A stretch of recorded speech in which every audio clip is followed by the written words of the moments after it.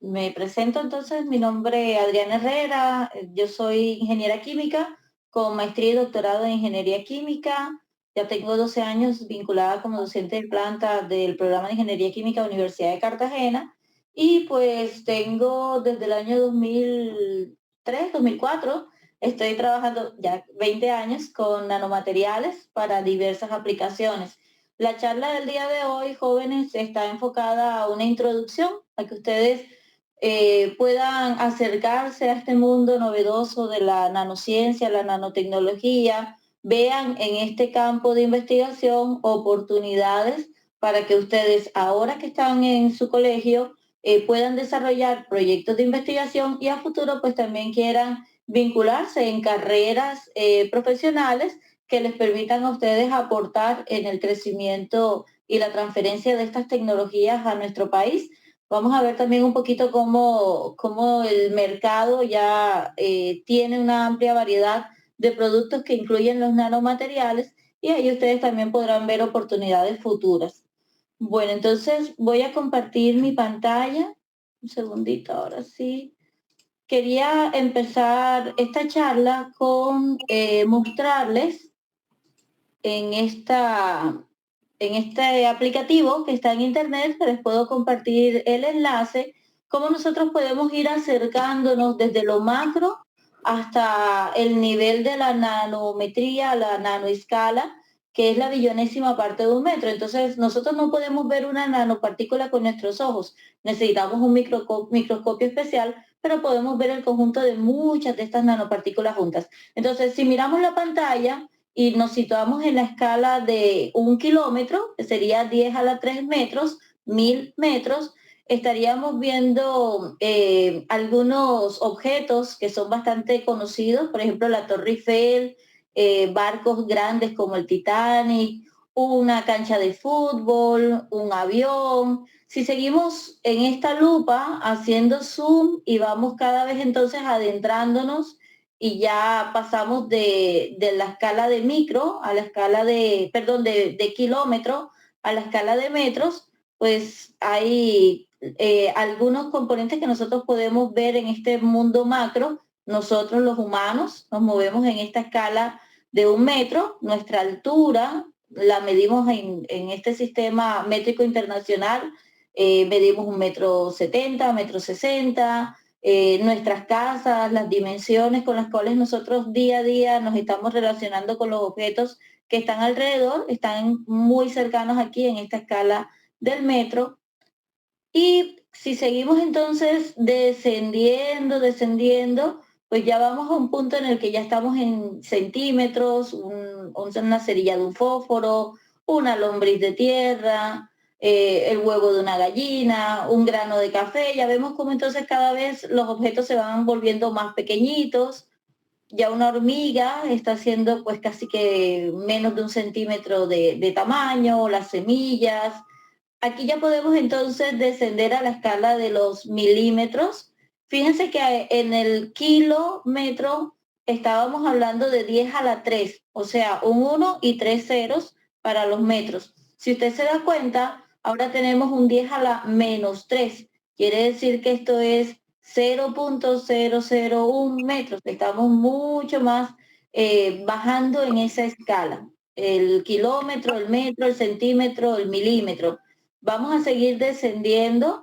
Aquí pues ya hay objetos que de pronto y algunos componentes que de pronto nosotros podemos ver.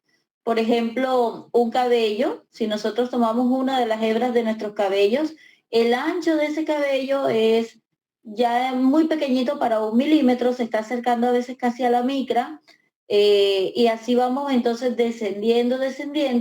Ya hay cositas que nosotros en esta escala micrométrica no vamos a ver con nuestros ojos, vamos a necesitar un microscopio. Por ejemplo, si quisiéramos ver un glóbulo blanco, un glóbulo rojo, qué es lo que hacen, pues, por ejemplo, cuando usted va al médico y le toman una muestra de sangre y el microbiólogo analiza, ellos utilizan microscopios y esos microscopios pues ven en esa escala micrométrica que estaríamos en el orden de 10 a la menos 6 metros, cuando ya bajamos al micrómetro. Fíjense, bacterias, por ejemplo, la E. coli. Ustedes que el profesor Daniel nos comentaba que tienen granja agrícola, algunos problemas a veces cuando se riegan las verduras, es que se puede contaminar con microorganismos porque pues, las aguas residuales se ponen en contacto con aguas potables y aquí pues usted puede ver una imagen de cómo es esa bacteria de la E. coli que produce enfermedades gastrointestinales. Esto está en el orden del micrómetro. Si mira, la escala ahora es 10 a la menos 6 metros, 0.5 ceros más y un 1, de lo chiquitito que es. Seguimos bajando, virus, minivirus, ahora que estuvo el COVID, pues ya requieren entonces microscopios mucho más potentes para verlos, para que los científicos pues los puedan analizar. Incluso pues la cadena de ADN, ya estamos aquí acercándonos a la escala nano, la longitud entera es como de un poco más de los 3 nanómetros, y aquí entonces ya entramos al universo de la nanoescala. La nanoescala o el nanómetro es 10 a la menos 9 metros. Es la billonésima parte de un metro. Muy, muy pequeña. Muy probablemente ustedes han escuchado hablar de nanotubos de carbono. Se usan mucho, por ejemplo, en artículos deportivos que son livianos, como raquetas o bicicletas de deportistas de alto rendimiento, que requieren que tengan una gran fuerza estructural, pero que sean livianos para que no le añaden peso al deportista.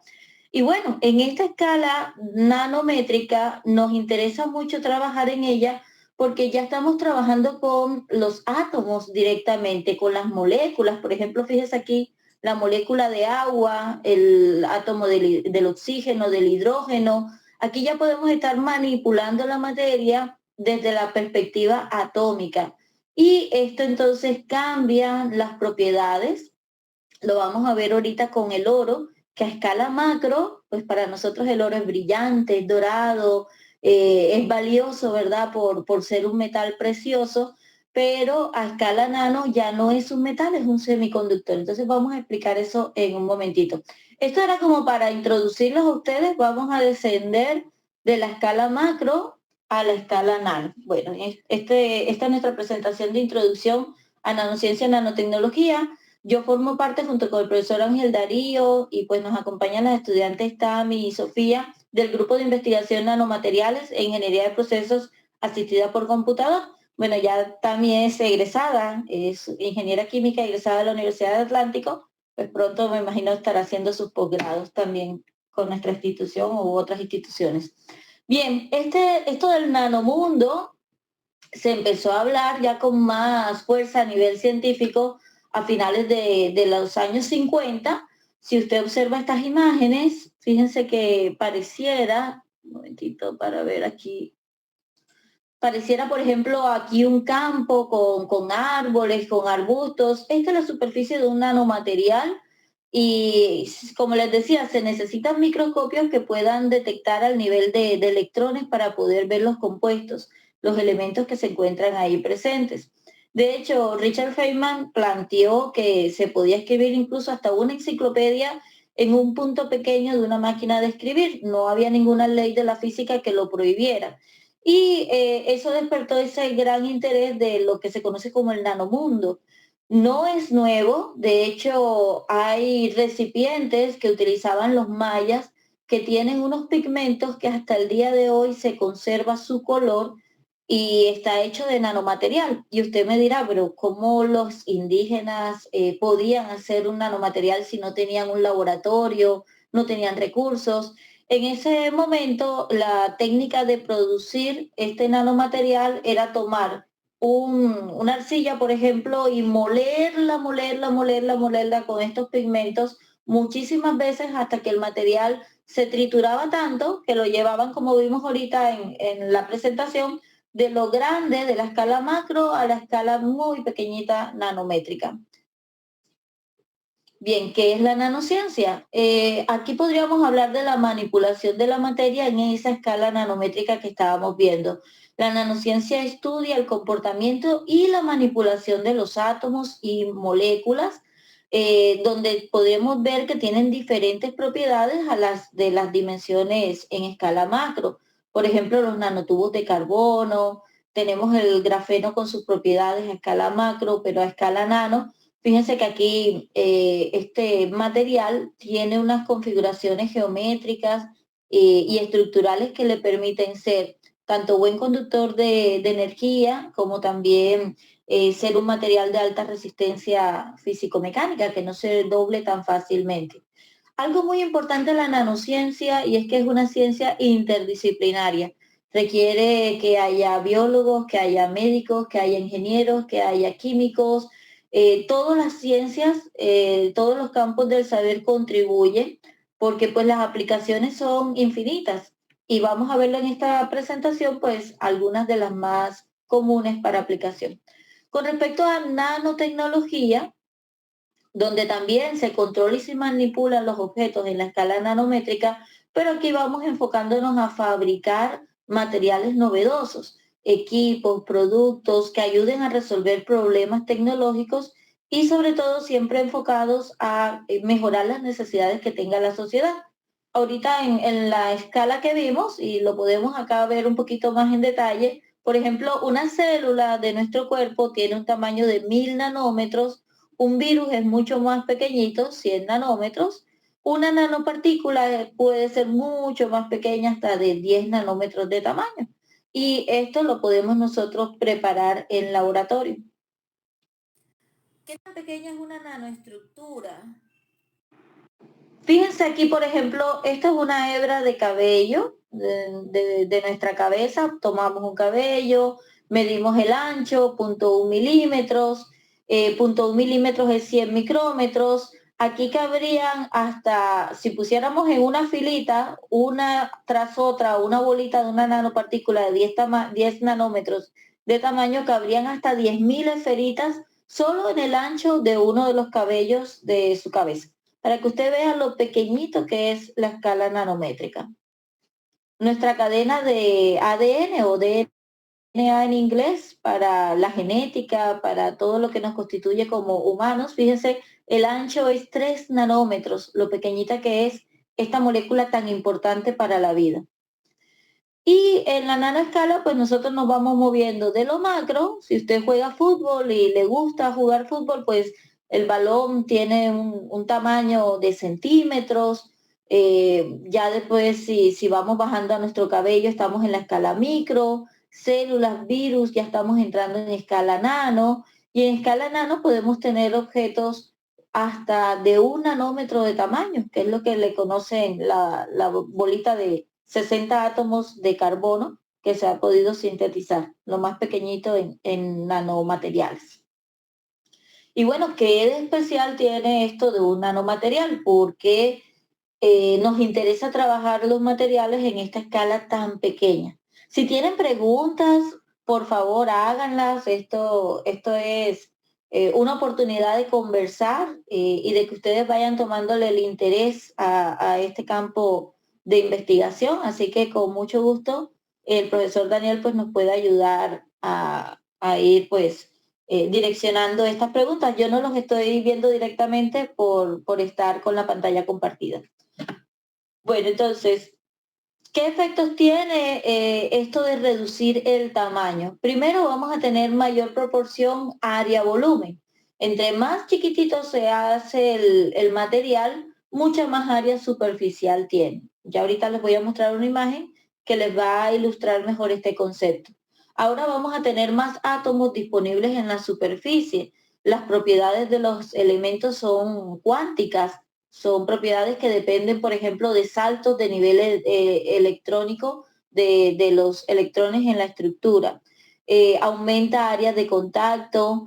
Podemos tener objetos de tamaño similar a entes biológicos, por ejemplo, para la medicina, si alguien está enfermo de cáncer, con una aplicación que incluya nanotecnología, no sería necesario de pronto someter al paciente a una quimioterapia que le dañe células tanto buenas como las células que están enfermas. Aquí podríamos entonces atacar directamente el tumor canceroso porque las partículas ya vimos que son mucho más pequeñitos los nanomateriales que el tamaño de la célula. Se le hace mucho más fácil al nanomaterial ingresar a través de esas capas de matrices celulares. Y bueno, fácil difusión en microporos y microcanales, muy fácil de que puedan fluir, no quedarían atascados si lo viéramos desde esa perspectiva.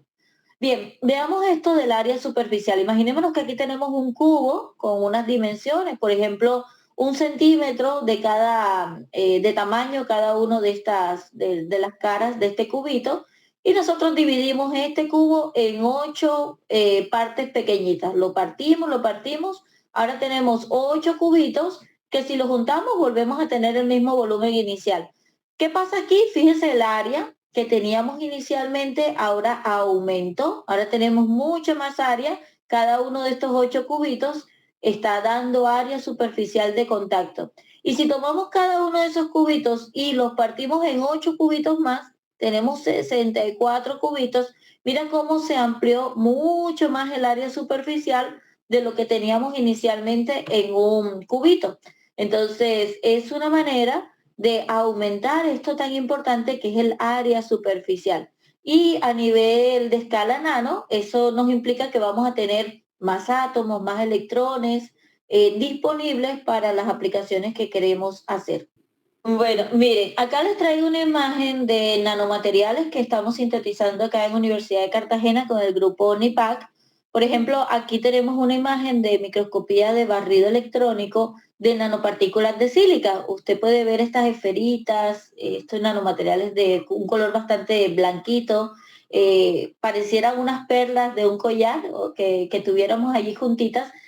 Si usted ve esta rayita que tiene acá, mide 1 micrómetro. Esta rayita aquí mide 1000 nanómetros. Entonces nosotros podemos usar esta reglita para medir el tamaño de cada una de estas esferitas, y cada una de ellas mide aproximadamente 100 nanómetros. Aquí tenemos el radio de 50 nanómetros.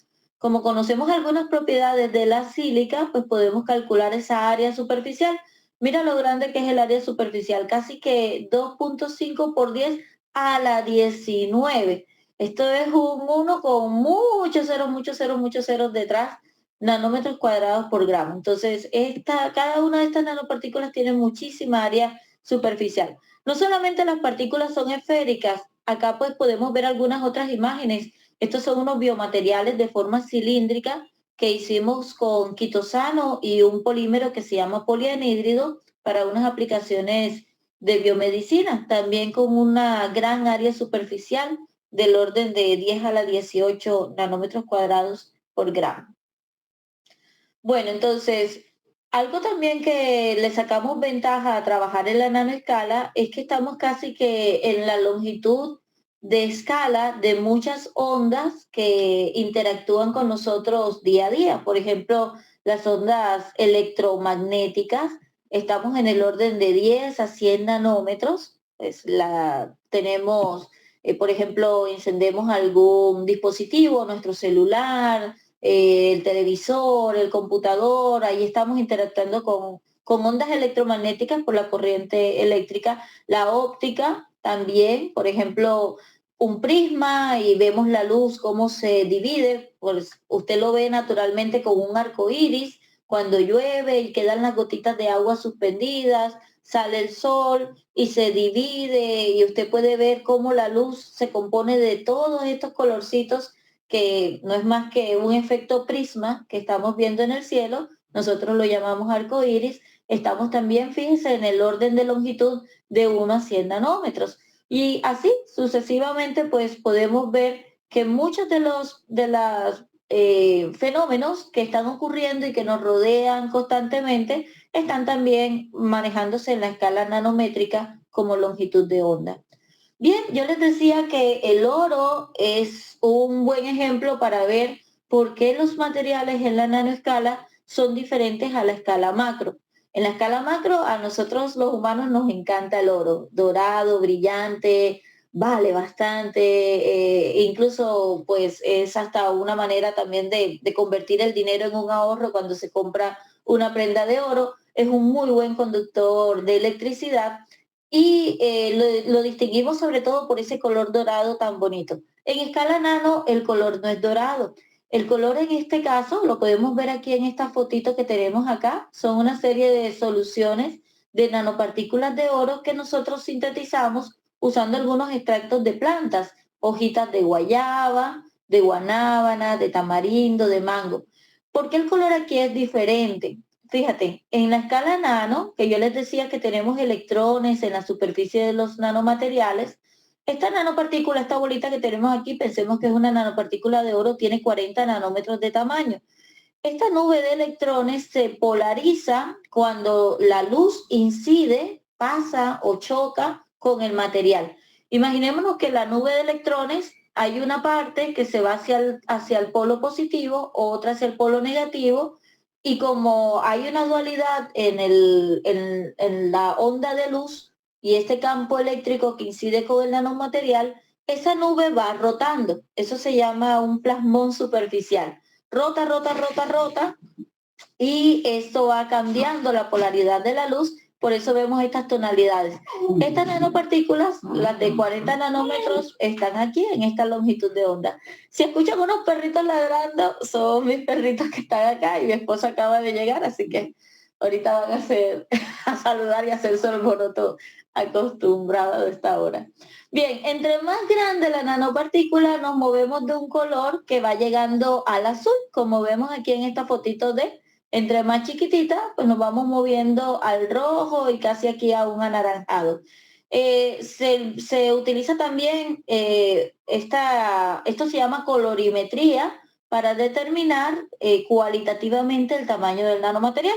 Podemos ver aquí unas imágenes de microscopio de barrido electrónico de estos nanomateriales. Mira qué chiquititos son. Si la barrita aquí abajito mide los 1000 nanómetros, pues aquí estamos en órdenes de tamaño de 50 o casi 80 nanómetros cada una de estas bolitas, de estas esferitas de nuestros nanomateriales. Aplicaciones tenemos en muchísimos campos: materiales, física, electrónica, biología. Por ejemplo, nuestros celulares, usted se ha dado cuenta que cada vez son mucho más livianos, mucho más versátiles. Por ejemplo, yo les comentaba ahorita de las bicicletas para los deportistas de alto rendimiento, más livianas, pero aún así con mucho más fuerza para soportar grandes distancias y que no se dañe, que no se desgaste tan rápido. En la química, por ejemplo, en los sensores para determinar si tenemos o no tenemos, ¿se acuerdan? Por ejemplo, cuando estaba lo del COVID y con que nos tomaran una muestra podían rápidamente determinar si teníamos o no teníamos el virus. Todo esto pues se debe a que estamos trabajando con materiales en escala nano que nos permiten entonces respuestas mucho más rápidas y eficientes. Bueno, entonces se convierte también en la parte de dinero, productos más pequeños, más versátiles, más rápidos y efectivos. Nos ayudan entonces también a querer trabajar aún más en la nanoescala. Bueno, ¿cómo son estas nanoestructuras? No todas son esféricas, yo ahorita les mostré algunas alargaditas, hay cubos, hay pequeñas pirámides. Todo esto va a depender de la metodología para hacer esa síntesis química en laboratorio para lograr obtener estos nanomateriales. En esta charla no vamos a hablar de esa parte, podemos dar una charla más adelante ya de esas técnicas y mostrarles incluso también algunos videos que podemos hacer nosotros en laboratorio de cómo nosotros sintetizamos los nanomateriales. Ustedes con el profesor Daniel van a estar también explorando cómo obtener nanopartículas de plata utilizando las hojitas del cilantro que ustedes tienen disponible en su escuela con el enfoque agroindustrial. Y vamos también, pues en esa charlita podemos hablar un poco más de esas propiedades de esas nanopartículas. Lo vamos a ir coordinando poco a poco. Bueno, acá hay una representación de esta nanomanufactura. Nosotros podemos ir, en inglés se llama top down, vamos de arriba hacia abajo, o también se conoce la otra técnica bottom up, vamos de abajo hacia arriba. En el caso de ir de arriba hacia abajo, imagínense que usted es un escultor y usted va a hacer esta escultura y compra una pieza de mármol y con un cincel empieza a romper, dándole con fuerza mecánica, ya sea de su mano, golpeando entonces con ese cincel y un martillo o algún mazo que le permita entonces golpear hasta que rompe toda esta estructura que es un bloque grande, que es un bloque pesado, y lo lleva entonces a dar todos los detalles que usted quiera darle a esa escultura. Eso es lo que se llama el top down. Se utiliza actualmente y usted de pronto no se ha dado cuenta, pero lo tiene muy disponible. Por ejemplo, nuestros computadores o nuestros teléfonos inteligentes. Hay unos procesos que se llaman litografía, en las cuales se han generado estas tarjetas de procesadores, de energía, los chips que se llamaban también antes, que no son más que como un waffle, una galleta de silicón, que le han depositado átomos y metales en ciertos puntos específicos para que cuando la energía, la electricidad pasa a través de ellos, produzcan una señal que nos interese. Eso son técnicas que se conocen como litografía, como si usted depositara poco a poco sobre esa superficie, va construyendo ese material. Algunas veces le toca utilizar algunos componentes químicos que son abrasivos, que son, imagínate como si pasaras una lija, como si tuvieras un bloquecito y estás pasando una lija en unos puntos muy específicos y haces unos canales que a ti te interesan o algunas estructuras que a ti te interesan. Eso es lo que se llama esa tecnología de arriba hacia abajo. Lo que pasa es que en esa escala y a este nivel comercial no lo hacen mecánicamente, lo pueden hacer de pronto con un láser, con una onda de luz de una frecuencia muy específica para entonces generar estos patrones. Nosotros trabajamos en nuestro laboratorio con lo que se conoce con la técnica de abajo hacia arriba. Vamos a trabajar la síntesis química y el autoensamblaje. Es como si tú tomaras clavos, tomaras el martillo y fueras fijando esos clavos hasta que vas con madera formando en este caso una casita. Entonces, nosotros, ¿cuáles serían nuestros clavos? Los reactivos químicos. Si ustedes van a hacer nanopartículas de plata, pues utilizarían unos reactivos químicos, nitrato y plata. Van a utilizar el cilantro y ese cilantro no lo van a usar directamente como la hojita. Usted prepara como si fuera a hacer un té, toma las hojas, las seca, las muele, las pone en agua hirviendo. Esa planta en el agua va liberando unos compuestos químicos que son azúcares, que son aromáticos, que es lo que la constituye a ella como el cilantro, como la planta. Y esos componentes químicos con la plata y con el nitrato, que serían como nuestros clavitos, van formando el nanomaterial en la medida que agitamos, que calentamos, que damos tiempo a que interactúen como reactivos químicos. Esa sería más o menos una explicación muy sencilla de la metodología que vamos a hacer de síntesis química, que la llamamos química verde, porque estamos utilizando una planta y trabajamos con compuestos químicos que la naturaleza nos brinda, nos regala. Bueno, áreas de innovación para que usted visione a futuro hacia dónde usted puede aportar en el crecimiento de estas nuevas tecnologías. Energía, medicamentos, dispositivos, ingeniería óptica, defensa y seguridad, bioingeniería, cosméticos, nanotejidos. Hay muchísimo en el cual aportar.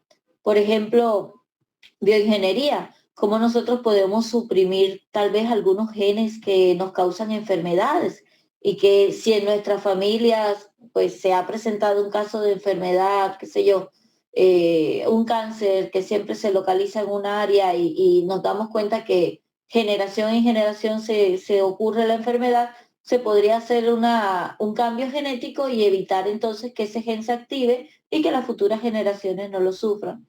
Por ejemplo, medicamentos. Si yo, vamos a suponer el caso de un paciente que sufra diabetes, que se tiene que estar inyectando insulina y de pronto en vez de tener la inyección todos los días, usted puede diseñar un dispositivo que se inserte dentro del cuerpo del paciente y que poco a poco libere la insulina cada vez que detecta que se sube el azúcar en la sangre. El paciente estaría tranquilo porque en teoría pues nunca estaría en un peligro porque se le olvidó colocar la inyección. Y así pues energías, necesitamos fuentes de energía más amigables, la energía del sol que está disponible, cómo hacemos que esos paneles solares sean más eficientes, que podamos entonces dejar de depender de las energías fósiles, de la gasolina y utilizar otras fuentes a través de los nanomateriales, también se puede lograr. Como todo en esta vida, hay que mirar las ventajas y las desventajas. Algunas ventajas pues las hemos mencionado en la charla que hemos estado dando y algunas desventajas, por ejemplo, estos nanomateriales también pueden convertirse en un contaminante si no sabemos trabajar con ellos, ¿cierto? Hay que tener unas normas, hay que tener unos procedimientos para evitar dañar la naturaleza. Algunos de pronto pueden decir, uy, nos va a quitar trabajo, porque entonces ahora vamos a tener robots e inteligencias artificiales y estos otros mercados que se necesitan de esta ciencia y nos vamos a quedar sin trabajo. Podríamos pensar lo contrario, podemos pensar entonces que podemos generar nuevos empleos cuando nos movemos de economías tradicionales a economías mucho más desarrolladas y que estos empleos pueden ser mejores remunerados y que ustedes pueden ser los futuros médicos, los futuros ingenieros, los futuros profesores, los futuros químicos que van a estar trabajando y desarrollando estas nuevas tecnologías. Y obviamente pues componentes de seguridad. ¿Cómo podemos entonces tener un buen uso sin dañar pues nuestro entorno y también nuestra tanto seguridad como bioseguridad? Bueno, jóvenes, esto es casi que un abrebocas de este mundo de la nanociencia, la nanotecnología. Permítame aquí rápidamente les quiero mostrar, yo le voy a compartir con el profesor Daniel estos enlaces y también pues le podemos dar copia de la presentación. Acá en la pantalla están viendo una base de datos de productos de nanotecnología a nivel mundial. Perdón, que como estoy conectada con el sonido por el celular, entran llamadas y se me corta un poco la voz. Miren, por ejemplo, esta base de datos tiene 11.171 productos que usan nanomateriales, casi 4.000 compañías alrededor del mundo, 68 países trabajando con productos que tienen nanomateriales en todos los sectores, electrónicos, medicina, textiles. Por ejemplo, si yo quiero saber en la industria de los textiles cuáles nanopartículas se usan, mire, ustedes van a trabajar con nanopartículas de plata. Plata en inglés es silver. 190 productos de los que están registrados aquí utilizan nanopartículas de plata. Entonces, por ejemplo, a futuro ustedes pueden convertirse en productores de nanopartículas de plata para vender nanopartículas de plata a empresas que requieran el uso de estas nanopartículas. Y usted dirá, bueno, ¿y por qué un textil, una prenda de vestir va a usar nanopartículas de plata? Estas nanopartículas generan una barrera de protección para que no crezcan microorganismos. Por ejemplo, pues tú usas unas medias, sales a jugar fútbol, te sudas y todos sabemos que las medias sudadas huelen horrible. Eso se debe a que hay microorganismos que están en nuestro cuerpo, en nuestro entorno, que generan ese mal olor. Entonces, si las fibras de algodón de las cuales están hechas tus medias tienen estos nanomateriales, ellos evitan que se creen estas bacterias crezcan y que la prenda no coja el mal olor. Entonces, así tendremos un sinnúmero de aplicaciones donde vemos países, obviamente Estados Unidos, China, Inglaterra, Alemania, pues llevan la delantera. Miren aquí, no tenemos ningún país de Latinoamérica, así que qué excelente saber que hay estudiantes de colegios interesados en esto y que pueden ser pues el futuro para que Colombia también en algún momento figure aquí. en estos segmentos de mercado internacional. Bueno, esa era entonces la charla que les quería dar. Ahí pues entró mi esposo, no he terminado todavía acá la charla. Y bueno, preguntas, comentarios que ustedes tengan, a la orden. Claro que Bueno, sí. bueno, profe, no, pues muchísimas gracias. De verdad que pues es muy importante conocer, bueno, estamos, estamos, Un grupo bastante grande, qué bueno. ¿Cómo están? Espero que les haya gustado la charla, que hayan quedado motivados en conocer mucho más de la nanociencia y la nanotecnología. sí, y pues bueno, el tema, por supuesto que es muy interesante. Como usted lo decía, digamos, hay muchas opciones, al final hay muchas opciones en las áreas de investigación, en lo que hoy llaman emprendimientos. Entonces, claro, esto es un tema que, bueno, aquí estos jóvenes son estudiantes de grados noveno, décimo, 11. Y por supuesto, pues para ellos, digamos, bueno, hay que explicarlo otra vez, hay que socializarlo, hay que comentarlo. Pero entonces aquí se está generando la semilla, ¿sí? Que pueden existir otros procesos, que hay más opciones y de eso se trata. Nosotros, pues como le compartí unas fotos, ya estamos haciendo, digamos, bueno, estamos secando material, menos mal que habían hay esas muflas, ya tenemos unas centrífugas también que estaban almacenadas, que estaban guardadas, ¿sí? Entonces estamos como sacando esas cosas del laboratorio y precisamente para darle diferentes usos. Uno, pues desarrollar un proceso pedagógico. Dos, que tengamos pues la orientación como profesionales como ustedes de una universidad tan prestigiosa. Yo les dije a ellos, Universidad de Cartagena. Y bueno, que tengamos esa oportunidad de seguir interactuando. Es la idea, ¿no? Claro que sí, profe, con mucho gusto. Ojalá también pues podamos tener la oportunidad de visitarlos y en algún momento, ¿por qué no? Que ustedes también nos visiten acá. Profe, rápido una sugerencia de pronto con la mufla, me parece que las hojitas se les está casi que secando tanto que pueden como quemarse demasiado. Entonces, de pronto podrían intentar secado al sol o incluso secado en un horno casero a baja temperatura, tratar de que la temperatura sea 60, 80 grados, puede ser pues mucho más beneficioso para que no se dañen los fitocomponentes.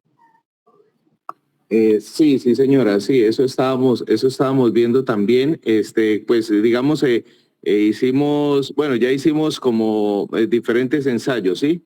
Entonces, Ujú. claro, vimos unas hojas que quedaron prácticamente, uno puede decir, tostadas, crocantes, Sí. este, y otras término medio, ¿sí? Incluso dentro de la mufla uno ve que, digamos, en la parte de abajo hay más calor que en la parte superior, ¿sí?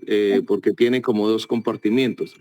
Y claro, pero la idea es que ellos, digamos, puedan desarrollar esta técnica y puedan ellos mismos experimentar y decir, ve, mire, pasa esto, pasa aquello, ¿sí? Claro. Y que sean capaces de hacer esos cálculos, decir, bueno, ¿cómo puedo tener, digamos, una hoja en un término medio? ¿En cuánto tiempo? Entonces, que ellos desarrollen, pues, esos controles, mejor dicho. Perfecto, profe. Sí, de esto se trata la investigación, la experimentación, registrar todo, tomar los datos y así también ellos van aprendiendo. Qué bueno, me alegro mucho. Bueno, de nuestra parte a la orden, lo que se necesite, podemos ir planificando encuentros como estos. Y chicos, siéntanse en libertad de expresar sus opiniones o inquietudes. De pronto, pues ahora sienten que hay mucha información, pero poco a poco, pues van aprendiendo y van también apropiándose ustedes de este conocimiento. Sí, profe. Bueno, la idea es empezar a hacer ensayos, ¿sí? Desarrollar los ensayos que tenemos en la primera guía. Digamos, esa es como la idea. Yo quiero que ellos, pues, lo que decía ahorita, lleguen a un punto, digamos, de equilibrio en la mufla. Uno, dos, también hemos considerado lo de secado al sol y ver un proceso que un secado al sol puede tardar unos días y en la mufla pues son solamente minutos, ¿no? O sea, un corto, tiempos muy cortos, ¿no? Sí, de pronto estamos viendo es para conseguir los reactivos, para empezar a hacer como los ensayos y bueno, y hasta ver dónde podemos llegar pero la idea sí es avanzar en el tema. Claro que sí, profe. Bueno, de mi parte a la orden, no sé, profe Ángel, si usted quiera comentar algo para ya el cierre de la reunión. Muchas gracias, Ángel. Claro que sí. Bueno, entonces ahí Venga, le estaremos contando cómo podemos avanzar y no, me parece buena idea lo del secador. Usted lo iba describiendo, yo más o menos lo voy como recreando en mi mente y sé que cómo podemos hacer una caja de secador y aquí hace bastante sol, entonces no tenemos problema por eso.